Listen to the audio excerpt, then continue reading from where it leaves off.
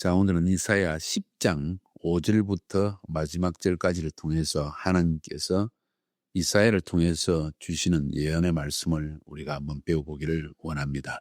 어제도 잠깐 말씀드렸겠지만은 이사야의 예언의 전체 내용의 방향을 좀 아는 것이 중요합니다.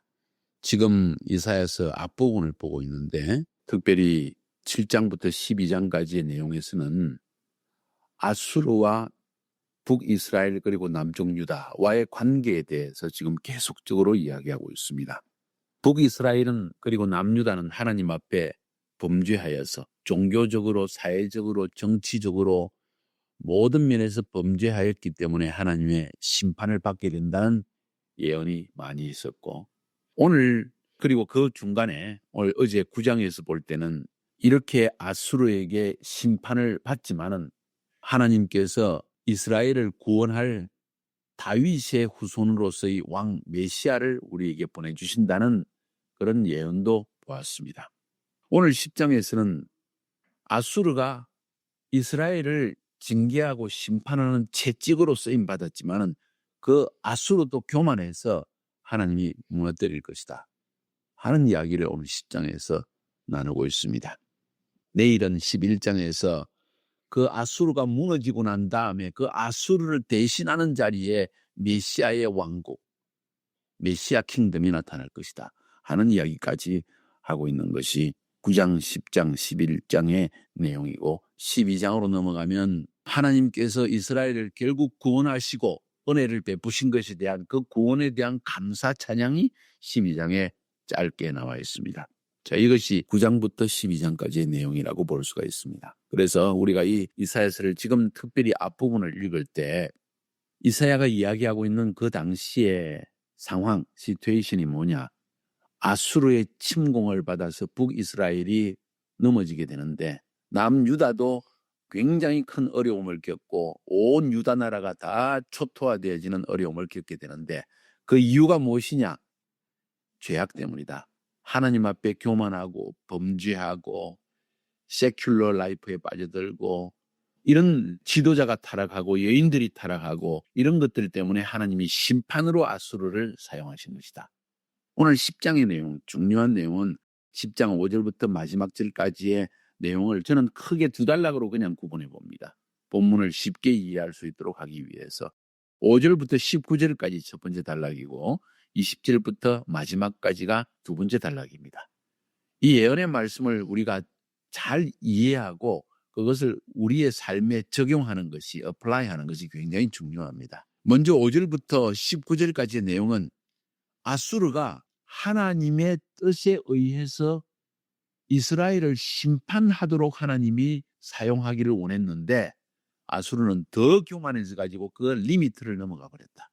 그래서 하나님이 아수르에 대해서 너는 나의 채찍에 불과하고 내가 만든 도끼에 불과한데 너가 왜 자랑하고 있느냐 하는 교만한 것에 대한 책망을 이야기하고 있고, 20절부터 마지막 절까지는 그렇기 때문에 하나님께서 아수르를 심판하실 것이다 하는 이야기와 함께 이스라엘 백성들아 두려워하지 말라. 아수르가 너희를 침공할지라도 아수르는 완전히 망할 거다. 그리고 이스라엘의 아수르에게 붙잡혀갔던 이스라엘의 남은 자들은 하나님이 다시 돌이켜서 구원해 주실 것이다 하는 메시지를 하고 있는 것이 오늘 10장 전체의 내용입니다. 그래서 먼저 5절부터 19절까지의 내용을 통해서 하나님이 우리에게 주는 중요한 메시지가 무엇인지를 한번 봅시다. 자, 5절부터 19절까지는 하나님께서 아수르를 왜 사용해서 북이스라엘을 심판하셨는가?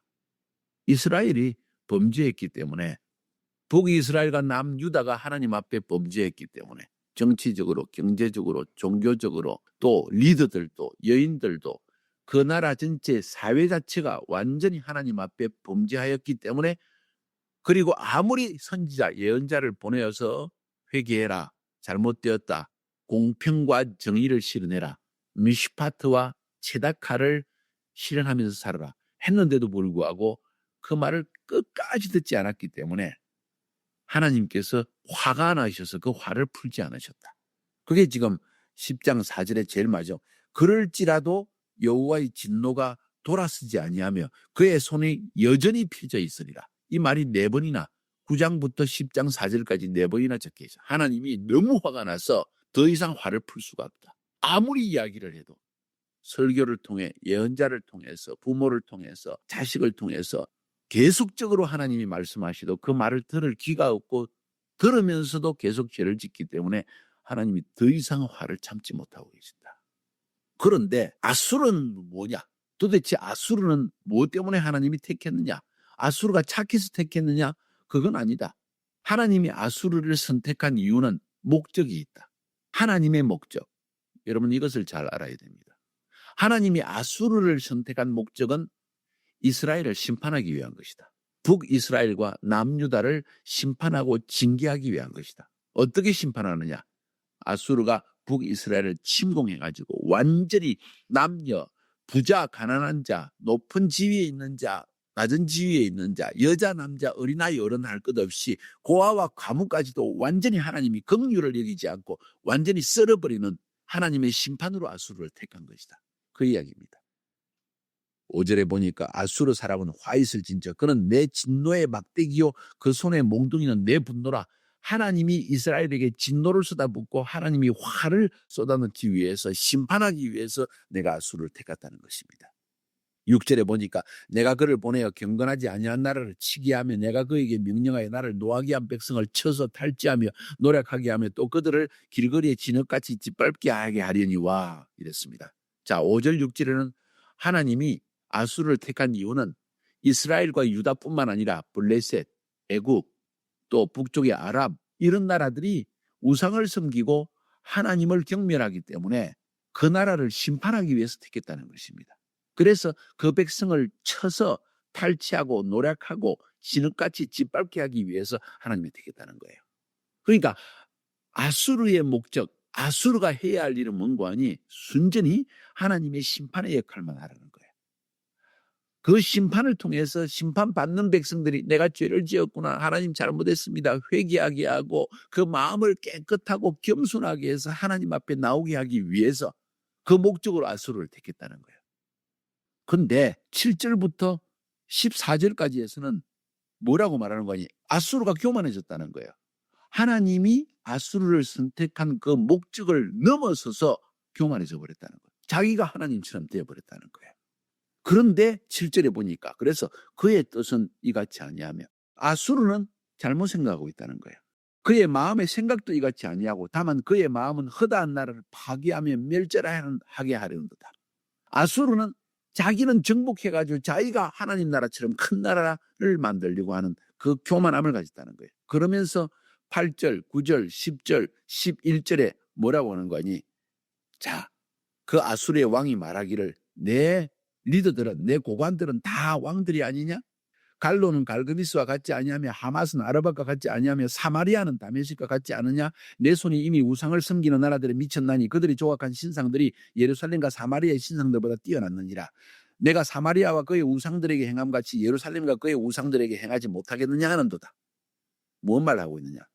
내가 침략한 나라, 그 도시 갈로, 갈그미스, 하맛, 아르밧 다 멸망시켰다는 겁니다. 쉽게 말해서.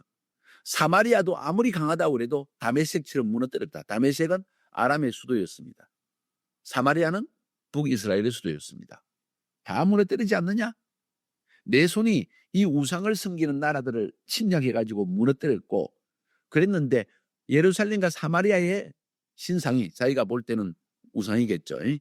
아수르 왕이 볼 때는 사마리아와 예루살렘 우상들은 별 거겠느냐? 내가 사마리아의 우상도 무너뜨렸는데 예루살렘 우상 그거 못 무너뜨리겠느냐 하고 하나님 앞에 교만을 들었다는 거예요. 이스라엘의 하나님이 그 이야기를 들었다는 것이죠. 다시 말해서 아수르는 자기가 하나님 앞에 쓰임받아서 지금 큰 나라를 이루고 북이스라엘을 침공하고 아람을 무너뜨리고 블레셋을 무너뜨리고 애굽까지 막 공격하고 이게 하나님의 뜻이라는 걸 모르고 자기가 잘나서 그런 줄로 착각을 했다는 거예요. 그렇기 때문에 12절부터 14절까지 뭔 이야기합니까? 주께서 주의 일을 시온산과 예루살렘에 다 행하신 후에 무슨 말입니까? 아수르를 통해서 시온산과 예루살렘을 막 겁나게 하고 막 지금 아수르가 침공한다, 큰일 났다, 두려워하게 하는 그 하나님의 심판을 행한 후에 아수르 왕의 완악한 마음의 열매와 높은 눈의 자랑을 벌하시리라. 교만한 것을 하나님이 벌하신다. 하나님이 아수르를 사용하시고 아수르를 통해서 하나님이 하시고자 하는 일, 이스라엘과 유다를 심판하는 일을 다 마친 후에 이제 아수르도 벌한다. 왜? 교만함 때문에. 13절에 그의 말에 나는 내 손의 힘과 내 지혜로 이 일을 행하나니 나는 총명한 자라. 열국의 경계선을 걷어치웠고 그들의 재물을 낙탈하였으며 또 용감한 자처럼 위에 거주한 자들을 낮추었으며 내 손으로 열국의 재물을 얻은 것은 새의 보금자리를 얻은 같고 온 세계를 얻은 것은 내 버린 알을 주운 것 같았으나 날개를 치거나 입을 벌리거나 지저귀는 것이 하나도 없었다. 쉽게 말해서 아수르는 나는 너무 쉽게 모든 나라를 다 침략해버렸다. 나같이 강한 자가 있느냐? 지금 이런 이야기를 하는 거예요. 자, 그래서 5절부터 19절까지 전체 내용은 아수르가 지금 하나님의 뜻을 알지 못하고 교만해졌다는 것입니다. 하나님의 뜻은 하나님의 백성을 심판하는 것이다. 아수르를 통해서. 그런데 아수르는 하나님의 심판을 넘어서서 자기가 하나님처럼 되어버려서 내가 거느린 리더들도 왕들이다. 그 정도로 나는 강한 왕이다.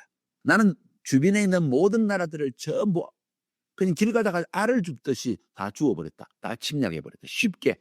다른 나라의 우상들을 다 내가 무너뜨렸으니 내가 예루살렘과 사마리아의 우상을 내가 두려워하겠느냐? 그것도 아무것도 아니다 하는 교만을 들었다는 것입니다. 하나님이 뭐라고 말씀하십니까? 15절부터 19절을 보세요. 특별히 15절은 굉장히 중요합니다. 도끼가 어찌 찝는 자에게 스스로 자랑하겠으며 톱이 어찌 켜는 자에게 스스로 큰 체하겠느냐? 이는 막대기가 자기를 드는 자를 움직이려 하며 몽둥이가 나무 아닌 사람을 들려 한 것 같습니다. 뭔 이야기입니까? 아수르로 만드는 것, 아수르를 강한 나라로 만든 것 하나님인데, 다시 말해서 아수르는 몽둥이인데, 심판하기 위한 몽둥이인데, 이 몽둥이가 그 만든 하나님 앞에서 지금 교만을 들고 있다는 이야기예요. 어찌 그런 일이 있을 수 있겠느냐? 우리도 때때로 인생을 살다 보면 어려울 때 하나님이 다 도와주셔서 부자가 되게 하고 높은 지위에 올라가게 하고 사람들의 존경을 받게 하면 교만해져 가지고 마치 내 지혜로 내 능력으로 내가 잘나서 그런 걸로 착각하는 사람들이 있죠. 부잣집 아이들, 자기 부모가 돈을 좀 하나님이 축복해 줘 돈을 잘 벌어서 부자 된 걸 자기가 뭐 잘해서 부자가 된 것처럼 착각하면서 온 데 돈을 쓰고 다니고 온 세계를 다니면서 교만을 떠는 아이들도 있죠. 하나님이 꼭 심판하신다는 이야기입니다. 교만한 거죠. 자기를 모른다는 거예요. 아수르는 죄악이 뭡니까? 자기를 모르는 거예요. 하나님 안에서 내 위치가 뭔지를 모르고 자기의 리미트를 넘어서 버렸다는 거예요. 부자도 높은 지위에 있는 사람도 부잣집의 자녀들도 이런 자들이 너무 많습니다. 교만한 것이죠. 자기의 위치를 모르는 것입니다. 하나님은 이런 자를 심판하신다는 것입니다. 그래서 16절부터 19절까지 보니까 하나님께서 아수르를 완전히 무너뜨릴 거다. 그러므로 주 만군의 여호와께서 살진 자를 파리하게 하시며 그의 영화 아래 불이 붙는 것 같이 맹렬히 타게 할 것이다. 하나님이 불을 보내서 아수르를 완전히 썰어버릴 것이다. 이스라엘의 빛은 불이 되고 그의 거룩한 이는 불꽃이 될 것이냐. 하루 사이에 그의 가시와 찔레가 소멸되며 그의 쑥과 기름진 밭의 영광이 전부 소멸되리니 병자가 점점 쇠약하여 간 것을. 병들어서 죽어가는 것처럼 아수르가 점점 죽어갈 것이다.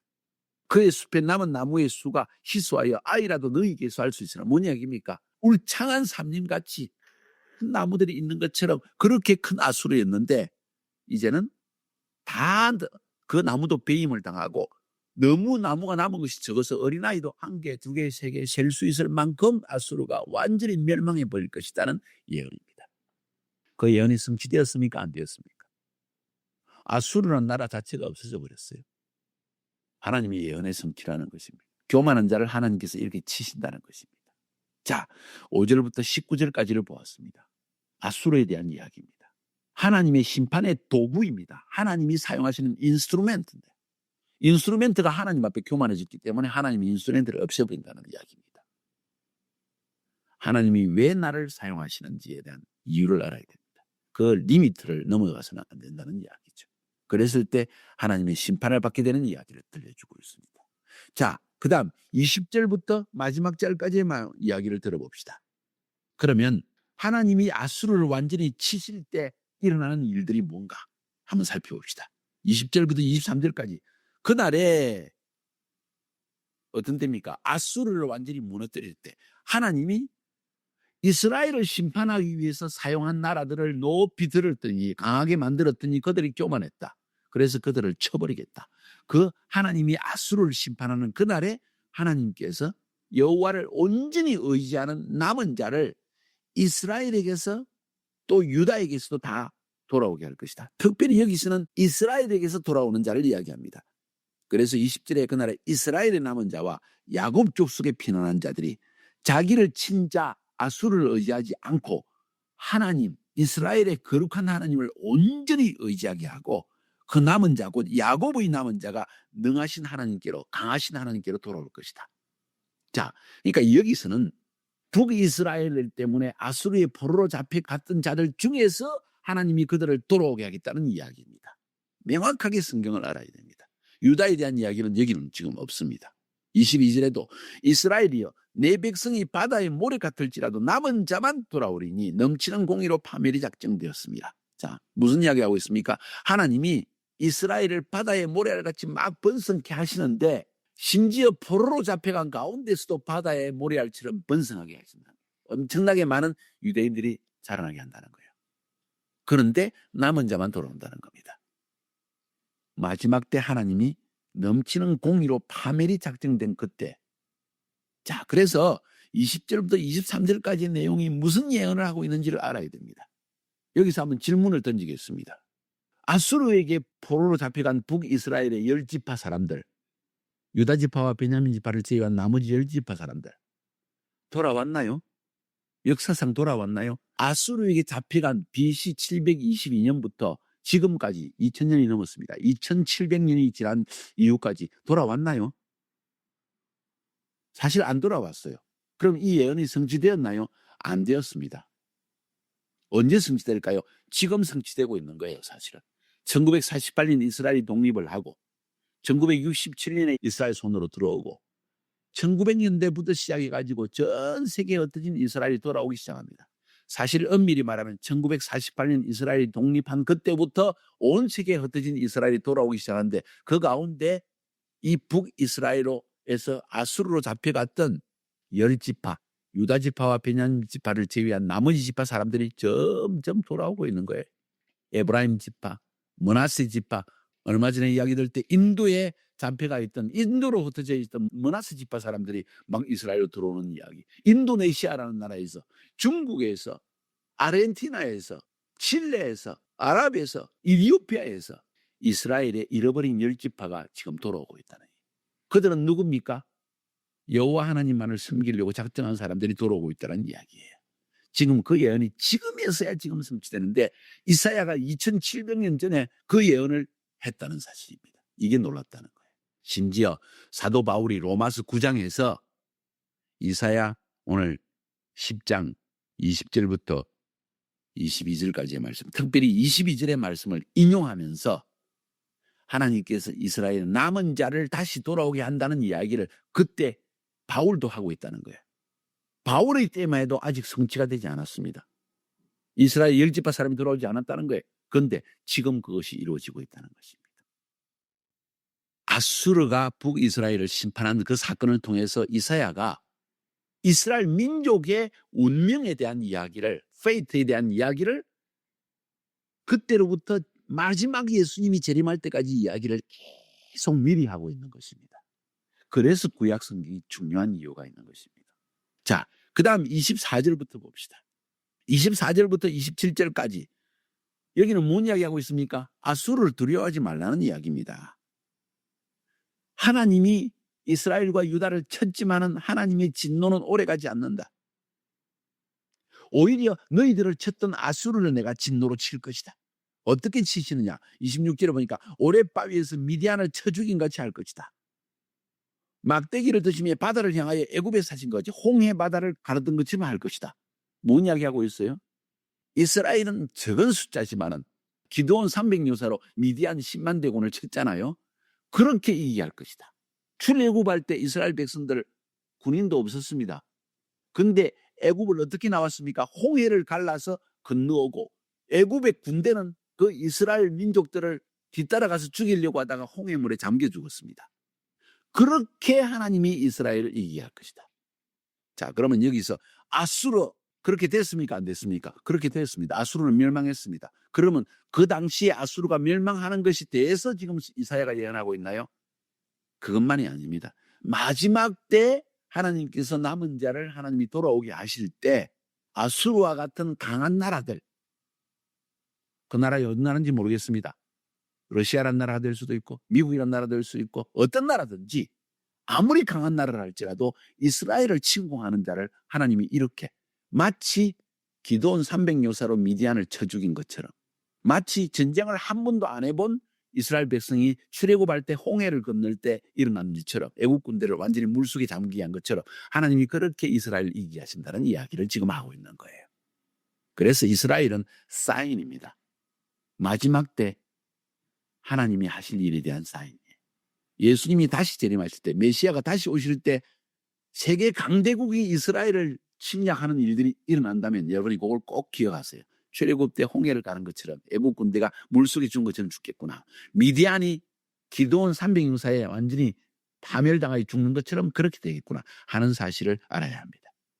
27절에 그날에 그의 무거운 짐이 내 어깨에서 떠나고 그의 멍에가 내 목에서 벗어지되 기름진 가닥에 멍에가 벗어지리라. 뭔 이야기입니까? 아수르의 무거운 짐이, 아수르가 유다를 괴롭히고 이스라엘을 괴롭힌 그 멍에가 메고 있던 것이 벗어질 것이다. 기름진 까닭에. 어떤 사람은 이렇게 해석합니다. 그 기름은 성령님의 기름으로 말미암아 이스라엘 백성들이 성령의 역사로 구원받게 될 것이다 하는 이야기. 28절부터 34절까지의 내용은 이스라엘이 지금 남쪽 유다를 막 침공하고 있는 이야기입니다. 예루살렘으로 가까이 왔을 때 온 도시가 아얏, 미글론, 믹마스, 게바, 사울의 기브아, 갈림, 라이사, 아나돗, 만메아, 게빔, 이 모두 다 지금 예루살렘 가까이 있는 북쪽에 있는 도시들의 이름입니다. 아수르가 막 침공하고 있다는 이야기예요. 예루살렘을 향해서 막 쳐다보면 이제 너는 멀지 않았다. 우리가 침공할 것이다. 아수르가 지금 이러고 있다는 거예요. 그런데 33절과 4절에 보니까 하나님께서 형척한 위력으로 가지를 꺾어버린다. 장대한 자가 지킬 것이고 높은 자가 낮아질 것이다.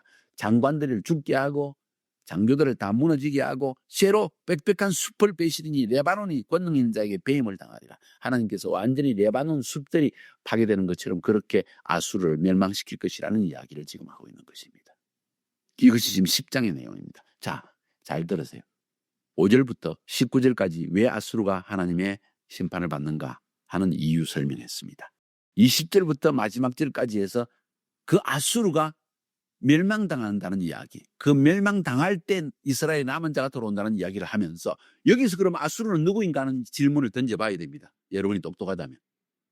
아수르는 그 당시에 이사야 당시에 이스라엘을 공격했던 아수르뿐만 아니라 역사를 통해서 끊임없이 이스라엘을 괴롭히는 아수르와 같은 제국들, 대제국들, 바벨론도 될 수 있고 로마 제국도 될 수 있고 어느 나라든지 이스라엘을 공격했던 대제국들은 이렇게 남은 자가 돌아올 때까지 계속 이런 일이 반복될 것이라는 이야기를 지금 이사야는 하고 있는 것입니다.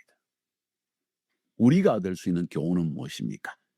첫 번째, 5절부터 19절까지의 내용을 통해서 하나님이 나를 부르신 그 목적의 한계를 넘어서서는 안 된다. 내가 하나님처럼 되어서는 안 된다. 내가 교만해서는 안 된다. 하나님의 목적 안에 머물러 살아야 됩니다. 두 번째, 하나님은 자기의 택한 남은 자를 끝까지 지키시고 돌아오게 하신다. 아무리 강한 자가 내 주위에 나를 괴롭힌다 할지라도 나는 만군의 여호와 하나님 한 분, 이스라엘의 거룩하신 하나님, 공평과 정의를 따라 세상을 통치하시는 그 하나님을 온전히 의지하고 살아갈 필요성이 있다. 그렇지 않은 모든 강한 자는 이 세상에서 하나님에 의해서 완전히 배임을 당하고 멸망을 당할 것이다 하는 교훈을 오늘 본문을 통해서 우리가 얻게 되는 것입니다. 역사관입니다. 역사를 보는 눈입니다. 여러분이 만약 한 나라의 지도자가 되어진다면 꼭 명심해야 되는 것, 이스라엘 편에 서야 될 것입니다. 여호와 하나님을 인정하는 왕이 지도자가 대통령이 되어야 될 것입니다. 그렇지 않은 자, 하나님을 대적하는 자는 반드시 하나님께서 베어버릴 것이다 하는 이야기를 오늘 본문을 하고 있는 것입니다. 하나님은 그의 택한 이스라엘을 회복시킵니다. 그와 마찬가지로 택한 우리도 하나님께서 세상의 어떤 고난 가운데서도 지키시고 보호하시고 결국 우리를 구원하실 것입니다. 이것이 오늘 성경을 통해서 하나님이 우리에게 주신 중요한 메시지입니다. 승리하시기를 주의 이름으로 축복합니다.